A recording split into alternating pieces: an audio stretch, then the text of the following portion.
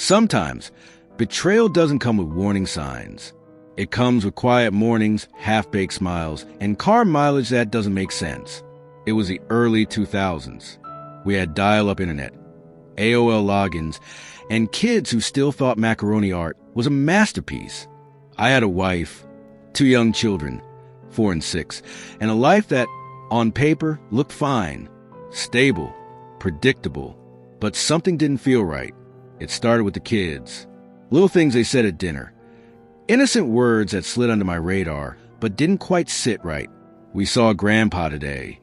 Grandma gave us marshmallows. My wife's parents, they said, they lived about 90 minutes away.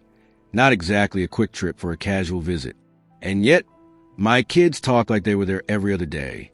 My wife worked part-time. She had days off, sure, but this much back and forth? It didn't add up. I brought it up gently one evening. We were standing in the kitchen. She was rinsing vegetables, the tap running softly in the background. I said, "You went to your parents again today?" She didn't turn around. "No, not this week." Quick answer. No eye contact. That lie? It slipped off her tongue too easily. But her voice cracked just enough for me to hear the truth inside it. That night, I started tracking her mileage.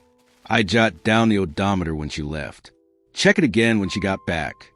I didn't say anything, just observed. Within a few days, I knew she was driving hundreds of miles more than she claimed. Something was going on, something ugly. Then it happened, the moment that turned suspicion into confirmation.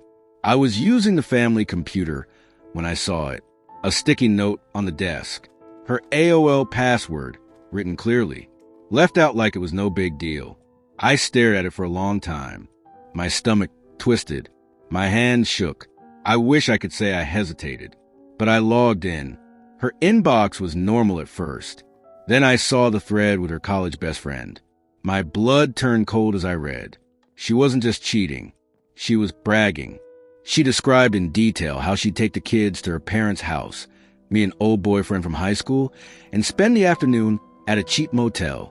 They laughed about it, mocked his wife, said she got fat after having kids, called the motel their little secret escape. I stopped reading. My hands were trembling. I printed the emails, stashed them in a folder, and sat in silence for a long time. I wasn't just heartbroken. I was angry, not screaming, punching walls kind of angry. The quiet kind, the kind that builds slow, cold, strategic. I called a friend who worked in law enforcement and explained what was going on. He gave me a number. Call Ron, ex-cop, now a private investigator. He's good. I met with Ron the next day, told him everything, gave him the emails, paid his retainer. He looked me in the eye and said, "If she's doing what you think she's doing, I'll find it." 1 week later, he handed me a report that changed everything. Her routine was clockwork. Drop the kids off with their parents, drive to a chain restaurant, meet the guy, then check into a rundown motel, always the same one. 3 hours later, pick up the kids, head home, smile like nothing happened. The photos? Crystal clear. Them kissing, walking into the room, her in the same clothes she came home in hours later. I didn't scream. I didn't cry. I called my lawyer, told him I wanted divorce papers, and I wanted them served at her job. My parents cheated on each other.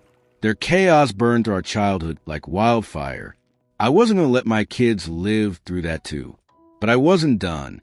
I asked Ron to dig deeper. I want to know everything about this guy. And Ron delivered like a pro. His name was Bob. He was married, 3 kids of his own. He worked as a VP of sales at his father-in-law's company, a mid-sized family business. He and his wife lived in a house owned by her parents. He had a picture-perfect setup, and I was about to pull the pin on the grenade, sitting under it. The plan was simple, precise. On a Monday morning, my wife was served with divorce papers at work. At the exact same time, Ron met with Bob's wife at a neutral cafe. He handed her the full report. Photos, motel timestamps, emails. He told her, "What you do next is up to you." She didn't cry. She nodded, thanked him, and then she disappeared. In the next 48 hours, Bob's wife emptied their joint bank account, filed for divorce, and took the kids. By the end of the week, he was fired from his job and evicted from their house. Her dad didn't just take the home back. He made sure Bob understood he wasn't just losing a wife. He was losing everything. What followed was a beautiful disaster. Court filings, screaming matches on the front lawn. One incident so bad, her brother broke Bob's nose. Restraining orders were filed. He tried to spin the narrative, tried calling her. She didn't answer, tried talking to her parents. They shut him out. And me? I sat on my porch, sipped coffee, and let the world burn without lifting a finger. Our own divorce? Quiet, clean.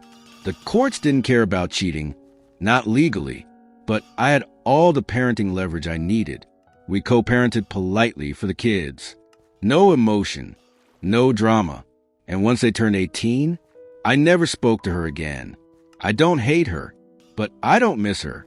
I see her now only through the lens of memory, as the woman who tore our family apart and called it freedom. As for Bob, he vanished. No LinkedIn, no Facebook, no address I could find. Maybe he changed states. Maybe he changed names. All I know is the man who laughed in motel rooms behind his wife's back, he got everything he deserved. Sometimes revenge isn't loud. It doesn't need fists or fury. Sometimes it's just the truth, printed in black and white, delivered in a manila envelope. Sometimes all you have to do is let the match burn down the whole house.